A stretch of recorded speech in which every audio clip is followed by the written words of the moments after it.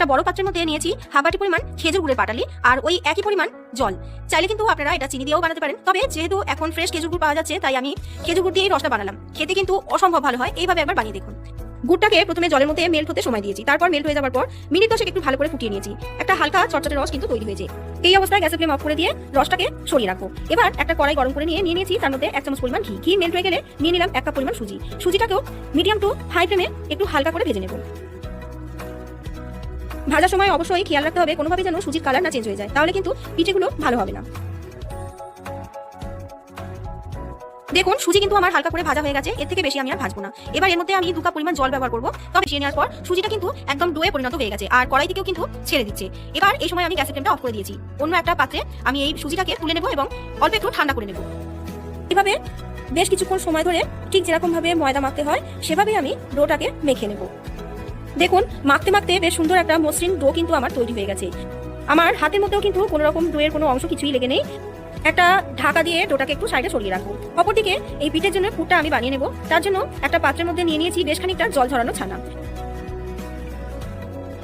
কিছুক্ষণ সময় ধরে ছানাটাকে আগে কিন্তু এভাবে একটু ভালো করে মেখে নেব, যাতে ছানার মধ্যে কোনো রকম দানা দানা ভাব না থাকে।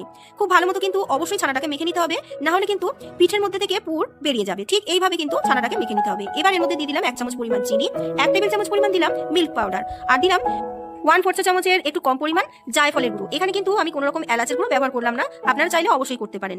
আর দিয়ে দিলাম ওই 1 থেকে 1.5 টেবিল চামচ পরিমাণ একটু কুচনো ড্রাই ফ্রুটস। আমি এখানে 4টে আমন্ড, 4টে কাজু আর 4টে পেস্তা নিয়ে এভাবে কুচিয়ে নিয়ে দিয়েছিলাম।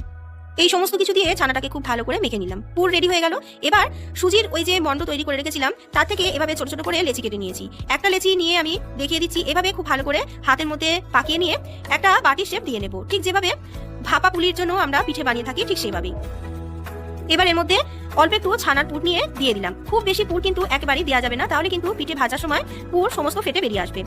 পুর দেওয়া হয়ে যাবার পর হালকা হাতে একটু প্রেস করে পিঠের দুটো সাইড মুড়ে দিলাম।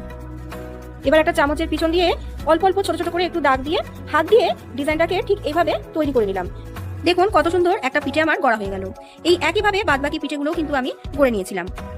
তেল হালকা গরম হয়ে যাওয়ার পরই পিঠেগুলো আমি একটু ছেড়ে ছেড়ে তেলের মধ্যে ছেড়ে দেবো। এবার গ্যাসের ফ্লেমটাকে আমি মিডিয়াম টু হাইতে রেখেছি। একেবারেই কিন্তু হাই হিটে এই পিঠে কিন্তু ভাজা যাবে না। একটু সময় ধরে উল্টে পাল্টে হালকা হাতে পিঠেগুলোকে ভেজে নিতে হবে। দেখুন আমি ঠিক এরকম একটু লালচে করে ভেজে নিয়েছিলাম। আপনারা যদি একটু হালকা ভাজা পছন্দ করেন অবশ্যই সেটাও কিন্তু করে নিতে পারেন।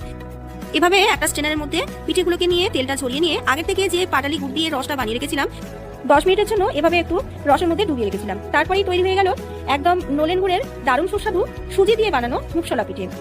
আমার আজকের রেসিপিটি যদি আপনাদের ভালো লেগে থাকে অবশ্যই ভিডিওটিতে একটি লাইক কমেন্ট শেয়ার